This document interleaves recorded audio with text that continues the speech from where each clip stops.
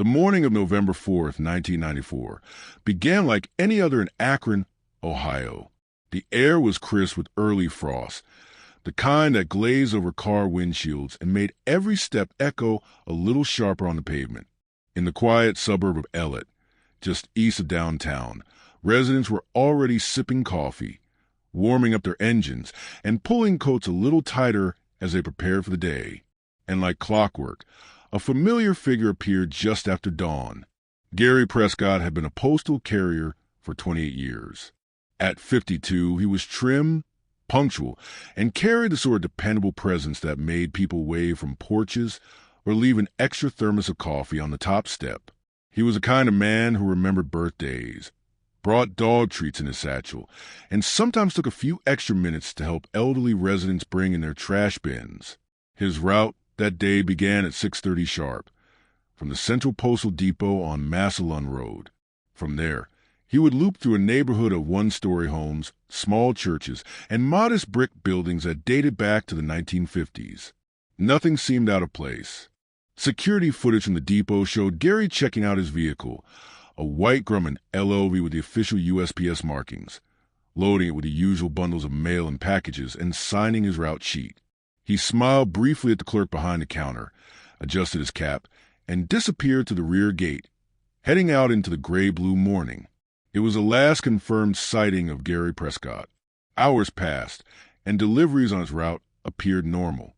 Residents later told police that they saw Gary walking up driveways, chatting briefly, handing off envelopes. The last confirmed delivery was at a 2-story brick home on York Avenue, around 9:52 in the morning. He handed a certified letter to the homeowner, made a note on his pad, and walked back to his vehicle. From that point on, everything went silent. By late afternoon, a local supervisor noticed that Gary hadn't returned to the depot. Calls to his pager went unanswered. The route was only supposed to take until noon. By 6 p.m., the police were called. His delivery van was found just 2 blocks from the final confirmed stop, parked neatly at the end of a narrow alley behind Eastwood Street. The doors were locked, keys still in the ignition. Inside, there was no sign of a struggle. The remaining parcels sat undisturbed in the back. The driver's seat was clean. What struck investigators was the silence of it all. There were no witnesses, no reports of unusual behavior, no commotion. No one saw Gary leave the vehicle. Search efforts began that evening. Volunteers canvassed nearby woods, combed through drainage areas, even knocked door to door in case Gary had taken ill and collapsed somewhere. Flyers went up. Interviews were conducted, but there were no signs, no fingerprints other than his, no personal belongings left behind, no unusual activity on his bank account. It was as if Gary Prescott had walked off the job and vanished into the air. Family and friends dismissed the idea of him running away. Gary wasn't that kind of man. He was 3 years from retirement. He had a pension, a dog he adored, a wife named Linda, who worked part-time at a floral shop in the valley. He had plans for their anniversary, a weekend trip to Pennsylvania already booked. He had never disappeared before, never missed a single day of work. Police explored every angle. Was it planned departure? A medical emergency? An abduction? A staged vanishing? Nothing fit. The neighborhood around York Avenue became the center of the investigation. Detectives canvassed every home on the street. They checked security footage from a few local shops. They interviewed more than 70 residents, including longtime neighbors and recent arrivals. Still, no clues emerged. Over the next 6 months, the case cooled. Media coverage slowed. Gary's name faded from the headlines. But something remained in the air. Whispers among postal employees started to circulate. Stories about missing packages, internal audits, mentions of disciplinary memos that had vanished before being filed. Most of it was dismissed as gossip. Still, one supervisor called something odd. Gary had recently asked questions about rerouted parcels, shipments redirected to a depot that never reached their final destination. He had taken an interest in delivery logs, requested access to archived records. claimed he was trying to straighten out some internal confusion. No one thought much of it, at least not at the time. By 1996, the case was officially classified as a missing person with no known cause. Linda Prescott moved out of their home the following year. The Postal Service reassigned the route. New carriers came and went. But one home on York Avenue never quite left the center of quiet speculation. Number 1847, a narrow two-story built in 1911 with an aging maple tree in the front yard and a lean wooden fence surrounding its backyard. The last confirmed delivery of Gary's route. Its owner at the time, Arthur M. Givens, was a retired electrician who had lived in the house since the 1960s. He passed away in early 2000. 6 months later, the property was purchased by a young couple from Cincinnati, Ben and Tracy Rollins, who intended to renovate the house and turn it into a bed and breakfast. What they found during renovations would reopen the case and shake the quiet neighborhood to its core. It began in the attic. Ben and Tracy Rollins had a vision. After purchasing the aging home on York Avenue in the summer of 2000, they began a series of careful renovations. The house had good bones, original woodwork, stained glass, and a layout that whispered charm beneath years of wear and old wallpaper. By October, they'd finished the downstairs and were working their way up to the attic, intending to convert it into a guest suite. The space was cramped, dusty, and cluttered with relics from decades past, rusted lamp bases, brittle newspapers, and empty paint cans. The air was heavy with the scent of insulation and age. One morning, while prying up floorboards near the chimney stack, Ben noticed a faint seam in the wall, a vertical line where the boards didn't quite match. Curious, he tapped along the surface until a hollow sound emerged. With gentle pressure, a narrow panel gave way, revealing a space just wide enough to crouch inside. What lay within was something neither of them expected. The compartment was dark and lined with old insulation. At the back, tucked beneath a torn military blanket, was a leather mailbag, faded, mold-stained, and stamped with a circular seal unmistakable to anyone who'd grown up in America, the United States Postal Service. Tracy knelt beside it. The lock was still intact, but badly rusted. A faint scent of mildew clung to the leather. Ben used a crowbar to snap the clasp. Inside, they found envelopes. Dozens of them, some dating back more than 6 years, all sealed, stamped, and addressed, many to homes on the very same street. Each bore Gary Prescott's signature in the top right corner, his identifier number printed neatly below it. But what disturbed them more was what lay beneath the mail, a thin manila folder, labeled in careful handwriting. Internal logs do not destroy.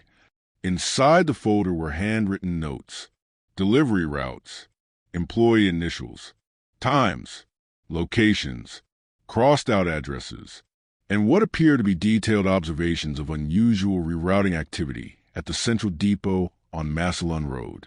Some letters had red markings. Others had been copied by hand. A few had sticky notes attached, with questions like, "Where's this going?" or "Signed but not received?" The couple stared in disbelief. They had heard whispers about the disappearance. Of course, the old man who vanished, the van left behind. But they never expected to find something that seemed so direct.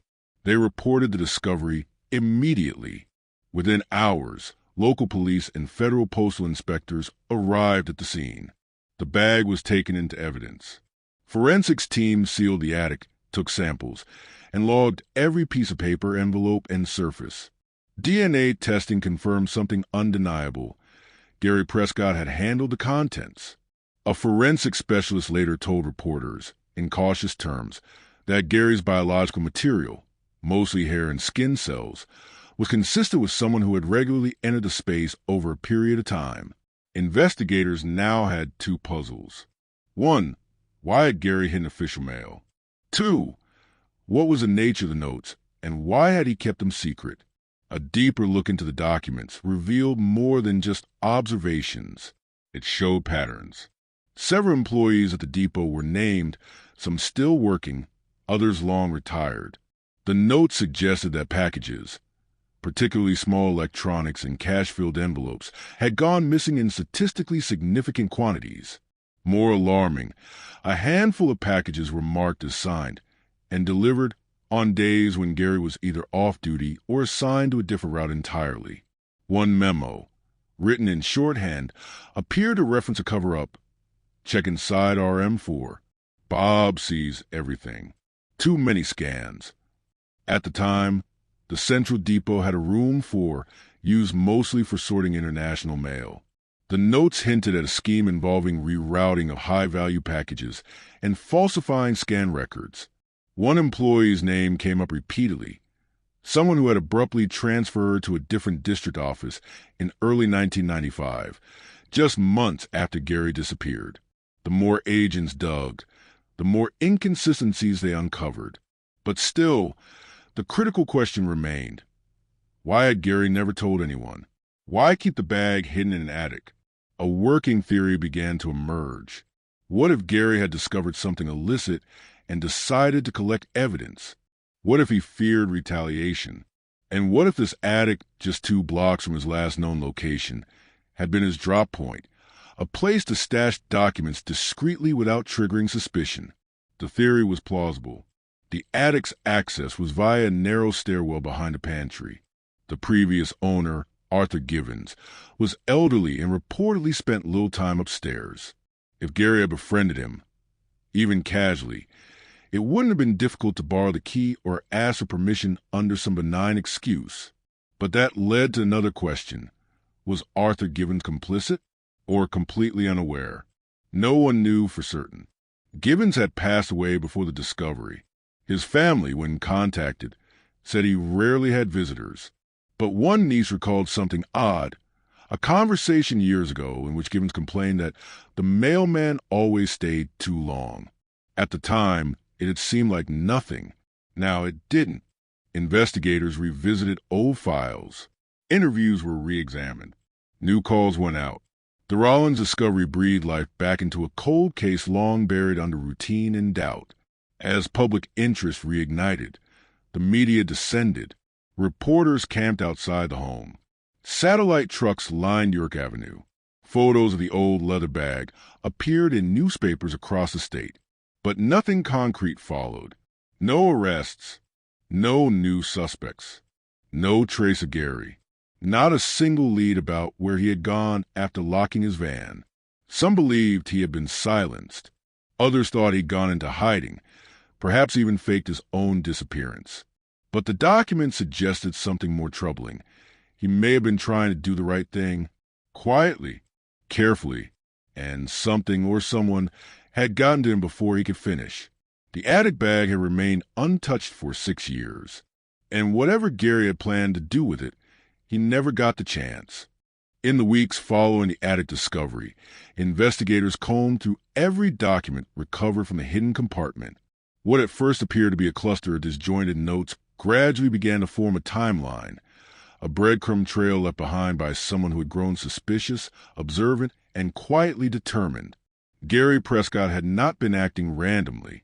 He had documented specific packages, times, and employees. One of his most detailed entries focused on a shipment schedule for January 12, 1994, a padded envelope addressed to a local insurance office that had reportedly contained prepaid debit cards. The parcel was marked delivered, but never arrived. Gary had noted it himself, then followed the item through internal logs that, in his own handwriting, didn't match physical routing. That kind of awareness was rare. Most carriers accepted daily paperwork without question, but Gary, it seemed, had begun noticing discrepancies months before his disappearance. Postal investigators began contacting names from the old records, including former clerks and supervisors at the Massillon Road Depot. Many were reluctant to talk. Some claimed they remembered nothing unusual. But after pressure from federal agents, a few began to open up carefully and always off the record. One clerk recalled that Gary had once asked for old route manifests for personal records. Another admitted she saw him photocopying internal memos. A strange act, since such documents were supposed to be destroyed or filed under lock and key. Then came the breakthrough. A retired shift supervisor named Charles Renner agreed to meet with investigators in nearby Cuyahoga Falls. His memory of Gary was vivid. The two had worked side by side for nearly a decade, and Renner described him as meticulous, almost too meticulous. What stood out most, he said, were the last few weeks before Gary vanished. He wasn't himself, Renner told them. Still polite, still punctual, but distracted, real quiet, like something was building inside. Renner recalled one evening in late October 1994, when Gary stayed after hours in the sorting area, hunched over a stack of documents. Renner asked what he was doing. Gary reportedly looked up and said, "Just checking something. It'll make sense later." He didn't elaborate. Renner also remembered Gary mentioning someone who was watching the watchers. When pressed, Gary only smiled. "I just want to be able to prove what I think I know." The phrase echoed in the investigator's notes. What he thought he knew. Had he uncovered a smuggling ring? A misappropriation of funds? Or something as subtle as falsified labor logs to pad overtime? The exact scope remained unclear. Then came another surprise. In one of Gary's notebook pages, a torn spiral-bound sheet found tucked between two delivery confirmations, he had written the name M. Kessler, Elmwood Apartments. Tuesday drop. Ask about rewrap orders. The apartment complex still existed, barely 2 miles from the York Avenue delivery zone. Detectives paid a visit. Apartment number 12 belonged to a woman named Marie Kessler, 78 years old, widowed, and still residing in the same unit she had occupied since 1989. At first, she had no memory of anything unusual, but the mention of Gary's name sparked a change in her posture. "He was my mailman," she said quietly, "the one who disappeared. Everyone liked him." Marie then paused, her eyes narrowing. "Wait, was it about that box?" According to Marie, in the summer of 1994, just a few months before Gary vanished, she had received a thick package addressed to a former tenant. When she tried to return it, Gary told her hold on to it for a few days while he looked into a delivery issue. A week later, he returned, collected the box, and told her that it had the wrong tracking ID. That in itself didn't raise alarms. But what came next did. 3 days later, Gary returned with a clipboard and asked her a series of questions. Had she noticed anyone else watching the mailbox? Had any other parcels arrived by mistake? Was there ever someone asking about her deliveries? Marie had assumed it was part of some postal audit. But now, 6 years later, it seemed more like an improvised investigation. When shown one of the recovered pages from Gary's notes, Marie pointed to a scribble near the bottom. "M.K. Apt says she saw clipboard man in hallway at a.m. She confirmed the handwriting. "That was me. I told him someone had been knocking on doors pretending to collect donations, but he had no ID, just a clipboard." Investigators now suspected that Gary had been surveilled or at least followed. But by whom? No formal complaints were filed. No names had been mentioned. And by 1994, the idea of surveillance inside a post office was unthinkable, unless it was internal. That possibility became more urgent when, cross-referencing employee logs, investigators identified a now-retired postal clerk named Robert Danvers, Bob, as referencing Gary's notes, who had once been reprimanded for tampering with sorting trays. Danvers had left the Akron depot in early 1995, citing early retirement. He now lived in Mansfield. When approached for questioning, Danvers denied any knowledge of wrongdoing. He barely remembered Gary Prescott. But when asked about room 4, the small internal chamber mentioned repeatedly in the attic notes, Danvers grew visibly uneasy. "I didn't have access to that room," he said. "Only the supervisors," which contradicted prior records. Danvers had, in fact, signed a room 4 access log at least 13 times between August and November of 1994. The exact window when Gary's entries became more detailed, more urgent. It raised a new theory. What if room 4 had been used not just for sorting, but for concealing packages? What if Gary had stumbled upon something in that room that he wasn't supposed to see? And what if someone realized it? Investigators reviewed internal security footage from the depot's archive tapes. Most had been erased per retention policy, but a few backup reels from October 1994 remain intact. Grainy black and white, time-stamped. One frame showed Gary standing near room 4's entrance, looking directly into the camera. He wasn't moving, just staring. That footage was dated October 27th, exactly 1 week before his disappearance. Another reel, from the same day, showed Bob Danvers wheeling a bin into the same hallway. No one else appeared. The hallway lights flickered. Then the camera cut out for 15 seconds. It resumed with the bin empty.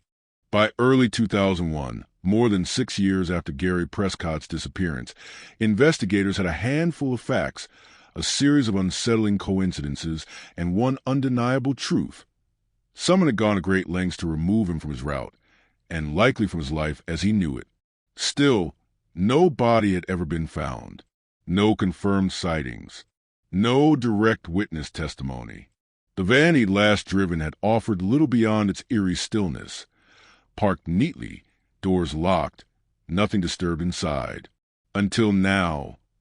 That van was simply the endpoint of a mystery. But in the wake of the attic discovery, the vehicle was brought back into focus. The police revisited the exact location, a narrow alley off Eastwood Street, wedged between two modest single-story homes. The space was secluded, but not completely hidden. A child's bicycle still sat rusting in one backyard. Faded wind chimes hung from a porch awning. Windows overlooked the alley on both sides. It seemed impossible that no one had seen anything. Officers canvassed the block again. Most of the original residents had either moved or passed away, but one man still lived in a house directly behind where the van was found. Thomas Neely, 71 years old, worked nights in the early 1990s and had been home the day of Gary's disappearance. He remembered the van. It was just sitting there, he told the detective. Didn't think much of it at the time, but I do remember a sound. That sound, he claimed, came mid-morning just after 10. A metallic slam, followed by quick footsteps. Not a car door, he insisted. Something heavier, like the closing of a heavy lid. He looked out, but by then the alley was empty. It had been a strange detail, meaningless on its own. But as investigators examined the van's historical impound report, something jumped out. The rear storage hatch had shown scuff marks along the bottom edge. Faint, easy to miss. It had been assumed Gary had simply locked the van and walked away, either voluntarily or under some unknown duress. But what if that wasn't the case? What if he had returned to the van after his last delivery? What if someone was waiting inside? The possibility was chilling, not because it proved violence, but because it suggested orchestration. There was more. As part of a new forensic sweep, technicians examined the underside of the driver's seat, a place rarely touched and often overlooked. This time, using ultraviolet light, they found faint residue. Not blood, but the remnants of adhesive, like from duct tape or packaging strips. It was old, brittle, degraded by time and temperature, but it was there, not enough to suggest struggle. No DNA, no hair, but enough to raise the question. Had Gary been restrained? The idea wasn't conclusive, but it pushed investigators to reassess the timeline. They began to plot every known movement, minute by minute. The last confirmed delivery had been at 9:52 a.m. Gary's van was discovered at approximately 4:30 that afternoon. The window was nearly 7 hours. No withdrawals from his bank account. No use of his name in public systems. No calls from his pager. No contact with family, co-workers, or neighbors. 7 missing hours. Then came another detail. Back in 1994, a construction permit had been issued for a vacant lot just behind the alley, a lot now occupied by a row of new duplexes. In November that year, the land had been flat, mostly unused. But one man, a contractor named Vernon Dale, had filed paperwork to begin excavation the very same week Gary vanished. Investigators tracked down Vernon, now in his late 60s, living in Columbus. When asked about the project, he remembered delays caused by equipment issues. But more importantly, he mentioned something peculiar from that exact morning. "I showed up around 10:15, he said. Was waiting for a delivery of filled dirt. Noticed a postal van in the alley. Thought it was odd because no one was moving around it." He didn't see Gary. Didn't see anyone at all. But what stuck with him was that a few hours later, after running errands and returning, the van was still there. Same position, same angle, just frozen. He thought about knocking, but figured it was nothing. The detail might have faded into nothing, if not for what Vernon mentioned next. "I did see someone walking fast toward York Avenue. Guy in a gray hoodie, ball cap pulled low. Didn't look up. Had something slung over his shoulder. Could have been a messenger bag. That fit a profile. Possibly even a decoy. Someone deliberately blending into the setting. The construction site, the alley, the nearby homes. All of it could have provided ideal concealment for a quick operation. And the attic, discovered 6 years later, was just steps away. Everything pointed towards something planned, not impulsive. Then a deeper dive into city records revealed a pattern.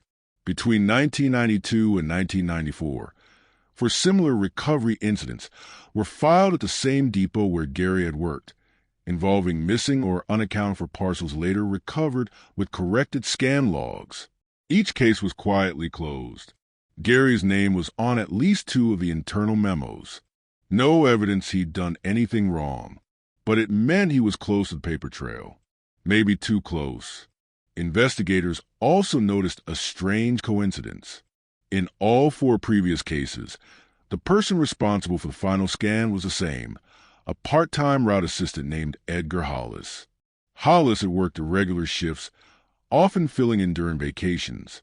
He disappeared from the USPS employee records by early 1995, and no forwarding address had ever been filed. When agents finally tracked him down, now living under a different name in Kentucky, Hollis claimed he'd never met Gary and didn't remember anything about missing parcels. But his story cracked when he was asked about Room 4. "I didn't go in there," he said. No one asked about Room 4, which, again, contradicted records. His name was on the entry logs. And most notably, his signature appeared next to a package scan on November 3rd, the day before Gary vanished, that was flagged in Gary's attic notes with 2 words, "Wrong scan." The package was addressed to a business in Cleveland, but had been routed through Gary's loop, completely out of geographic order. Gary had circled it, marked it with a red question mark, and then he was gone. That single entry, one odd misrouting, may have been the final straw. The moment Gary knew the scope of what he was dealing with, or perhaps the moment someone else knew he knew. Back in Akron, Tracy Rollins had remained in contact with investigators. She and Ben had gone forward with their renovations, cautiously, carefully, still shaken by what they'd uncovered. Then one day, Tracy called the lead detective with an update. They'd found something else. Not in the attic, but behind the pantry. It was late spring when Tracy Rollins reached back behind a loose panel near the base of the pantry wall. She and Ben had been inspecting an old plumbing line that had caused a minor leak in the kitchen. The panel wasn't attached with screws, just warped into place from decades of humidity. But when it gave way, something fell behind it with a dull, hollow thud. Ben retrieved it. It was a thermos, one of the old metal kinds from the 70s. The paint worn down to the bare aluminum in places.